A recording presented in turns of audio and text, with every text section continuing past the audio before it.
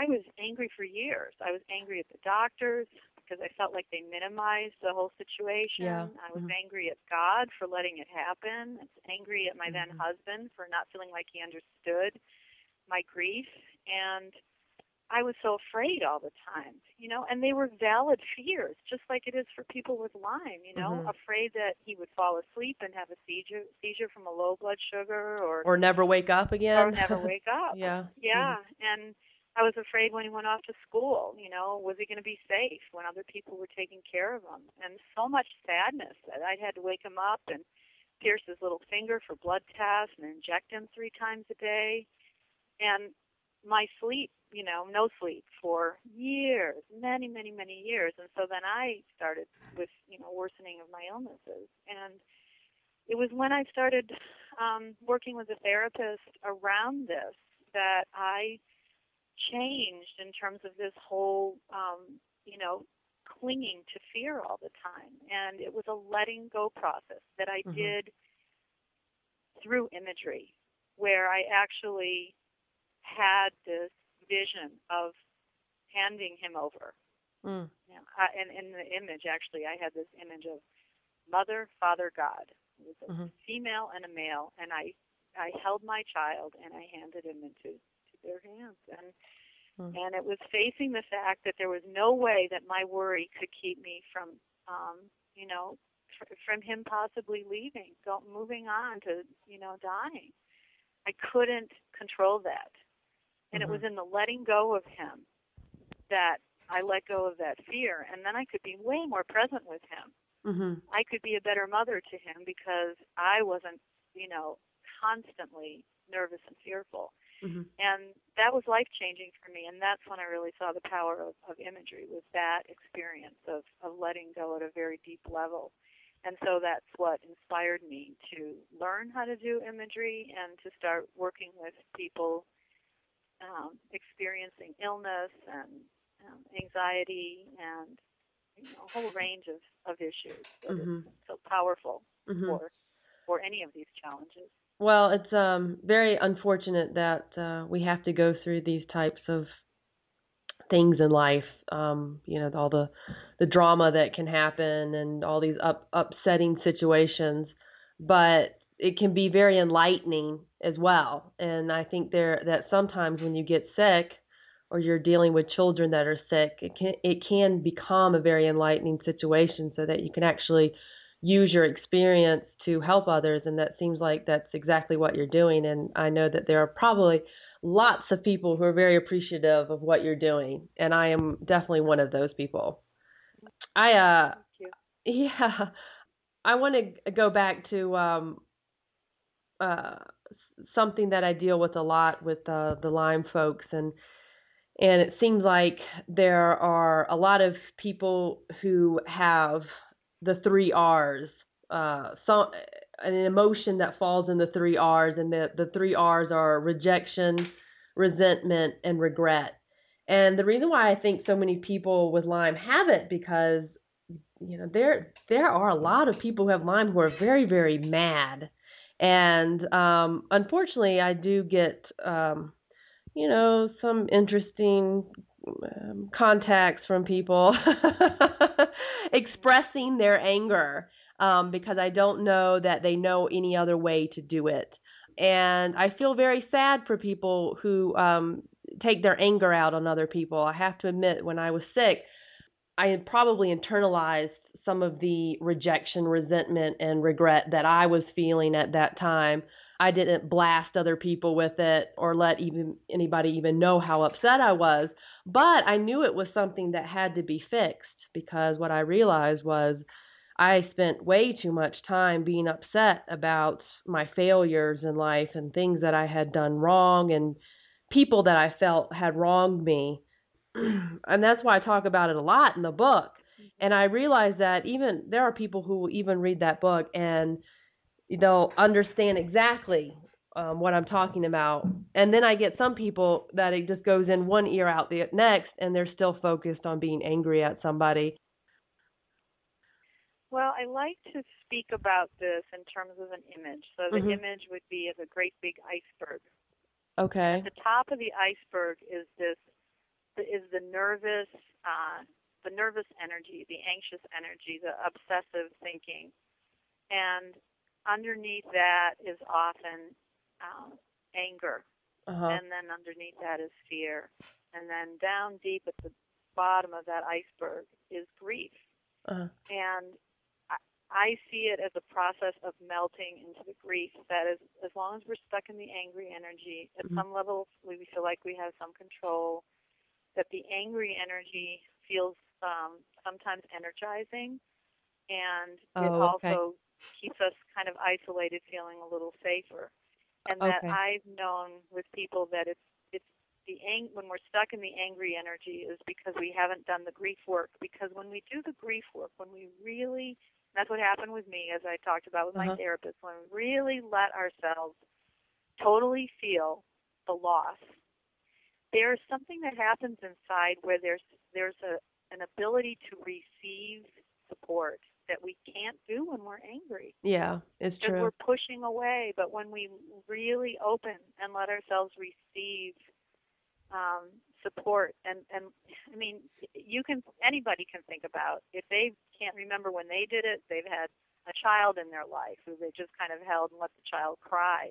And after that, there's this opening and there's this melting and a release. But as long as we're stuck in the angry energy, we don't get that release.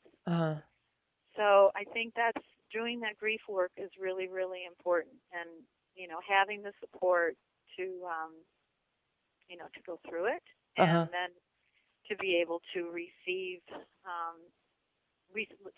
to receive the support that's there, to really receive it, even though there's no guarantees. None of us know, if we're going to die tomorrow. But while we're in this process, we have to make this choice of, am I going to live my life stuck in the anger, never forgiving, never moving on, or am I going to let myself still, be in life and fully in life, with not knowing? Yeah. Do you think that the deal with being angry or being depressed has anything to do with a person's addiction to that feeling? Because I know that you do have brain receptors for certain emotions, and it's almost like having a fix. So when you're talking about someone who's trying to get away from a fix, I know that anger can be a fix. I know that it can be a fix just like having the feelings of love. I mean, is it a matter of just practicing what we're talking about, or do you suggest that some of these folks actually go and see someone like yourself? And what would be the difference doing work on your own and then actually going in to get specialized treatment? And who are the prime candidates for that? That's a lot of questions, actually. Yeah, well, that's okay. I mean, the first thing I thought of is I like to use the word. It's kind of like our default. What's our default way of being in the world? And if it's anger or depression, and we're going to make a change, it's like, oh, this feels really weird. I'm so used to going back into this place, and when we've been really, really sick, and we can't do anything, it's kind of hard sometimes when we start feeling better to be bold and go ahead and do it because it's not familiar. So that's the first part, is just knowing that whether it's a fix for somebody or it's just so familiar. To just recognize that is true. I think that when a person uses the many, many different tools there are, and everybody's unique. For some people, things like acupuncture and body work can help that person release so much. And for some people, it needs to be therapy. Some people can do it in talk therapy. I'm more biased towards working with the unconscious. That I think when people come to me and they say, I've tried these different tools and I'm not getting anywhere, to me that's a sign of saying, okay, I need to go and see somebody who's got the skills to help guide me through this process. And I think people need to know the difference between what you do versus, quote unquote, a shrink, because Some people get very defensive. They're like, well, should I just go see a shrink? And it's like, well, that's not really what I'm saying. I'm not talking about prescriptions. I'm talking about actually facing things with somebody and having them walk you through. And that's basically what you do, correct? Yeah, I think there's many different ways to speak about it, but to be, as you said, walking a person through. I was just talking about this with a client yesterday. My work is not to give answers and tell people what to do. My work is to help them find their own answers. And when they find their own answers, they will stick to them in a much more powerful way. And they're not going to find their answers, I find, when they need to do this unconscious work, they're not going to find those answers if things get suppressed. So they have to be able to actually complete an expression to really give full presence to some of these things that they can't even maybe remember consciously, that are still affecting them. And so it's different than talk therapy. It's not deep trance work where people don't know what's going on at all. It's really just focused awareness and presence with their body and what they're feeling and with their emotions and what they're feeling.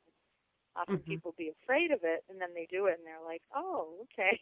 Yeah, there's nothing to be afraid or defensive about, but people do get very defensive when you mention that maybe you need to talk to somebody. They're like, oh, I don't need to talk to anybody. And it's like, well, that's not really what you're saying. You're not talking about,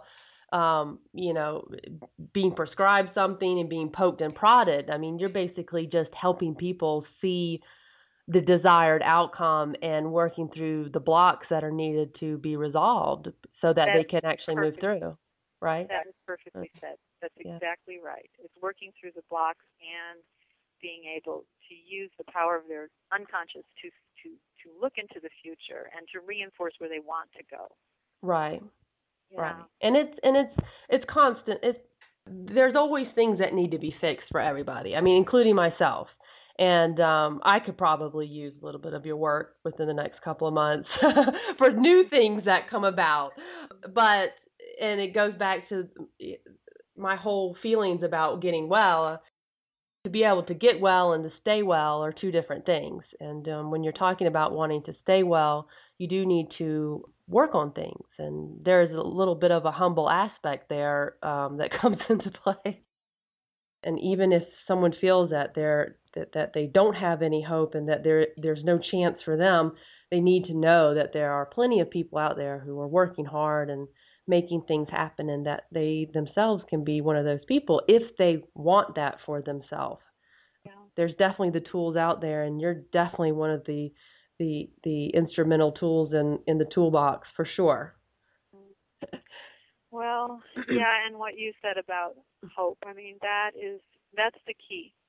When we can even have a kernel of hope, it's so powerful, and it helps us redirect our thoughts and our minds to healing. And that's the key. That's the first step. And we've all been there where we haven't had hope, and we know how painful that is. But for the people who don't have hope right now, even if they can't feel it, I think to be able to say what you just said, that there is hope, even when you can't feel it. There's always hope. That's how the world was designed. I mean, if there's a will, there's a way. And I've witnessed it too many times to know any differently. So there is nobody that can come to me that is so screwed up that can't get well. And I fully believe that. And I know people think that I'm crazy for saying that, but when you've been so sick yourself and thinking that you were going to die in the middle of the night and that you're an athlete, but now you're thinking about being on disability, I mean, it is, I don't even know if I have the words to describe like how it actually felt, but it's just, if I know that I can come from that terrible place to where I'm at these days and feeling as good as I do, and I just keep getting better and better, but I always work on myself too. I know that there's hope for everybody, for sure. So that's what's so powerful about your story. So powerful. Thank you. You've been there. Yeah. Well, Glenda, thank you so much for speaking with me and doing this recording so that others can listen to our conversation. And I do hope that people get a lot from it. I do. I know that I get something every time you speak to me, and I thank you for that very much. You're so welcome. And if we can make a difference in any person's life, then it made it all worth it.